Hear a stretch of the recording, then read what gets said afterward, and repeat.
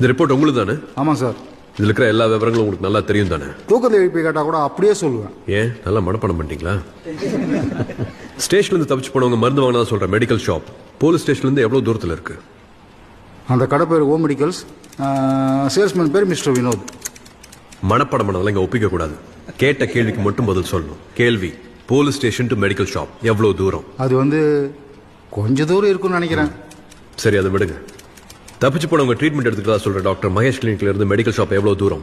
அந்த clinic police ஸ்டேஷனோட எந்த திசையில இருக்கு? மிலாட்ஸ், ஐ ஸ்ட்ராங்லி அப்ஜெக்ட்.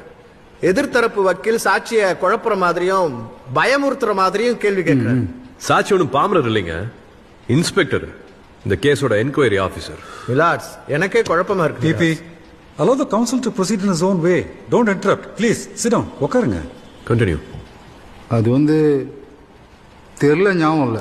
மூதே, ரெண்டுத்தையும் சேர்த்து சொல்லு. ஒரு மாசத்துக்கு முன்னாடி நீங்க நேரா போய் நடத்தின என்கொயரியை மறந்து போச்சா? நான் சொல்றேன், நீங்க இந்த விசாரணையே நடத்தல. இந்த ரிப்போர்ட் உங்களுதே இல்ல. I strongly object, Milord. I strongly object to this suggestion. Council, நீங்க சொல்றதுக்கு ஏதாவது ஆதாரம் இருக்கா? மை லார்ட்ஸ், நான் நேரடியாக அந்த இடத்துக்கு போயிருக்கேன். தப்பிச்சு போனவங்க ட்ரீட்மெண்ட் எடுத்துக்கிட்டதா சொல்ற டாக்டர் மகேஷோட கிளினிக் ஸ்டேஷனோட கிழக்கு திசையில 2 கிலோமீட்டர்ல இருக்கு. மருந்து வாங்கினதா சொல்ற மெடிக்கல் ஷாப் ஸ்டேஷனோட மேற்கு திசையில 1 கிலோமீட்டர்ல இருக்கு. சோ தப்பிச்சு ஓடின 3 பேரும் போலீஸ் ஸ்டேஷனோட கிழக்கு திசையில 2 கிலோமீட்டர் ஓடி போய் டாக்டர் கிட்ட தான் உடம்ப காமிச்சு மருந்து சீட்டு வாங்கிட்டு அதே ஸ்டேஷன் பக்கமாவே மேற்கு திசையில 3 கிலோமீட்டர் ஓடி போய் மெடிக்கல் ஷாப்ல மருந்து வாங்கினதா இன்ஸ்பெக்டர் பாஷிமோட என்கொயரி ரிப்போர்ட் சொல்லுது. தப்பிச்சு ஓடுறவங்க எல்லாம் என்ன போலீஸ் ஸ்டேஷன் படி ஃபேஷன் பரேடா பண்ணுவாங்க?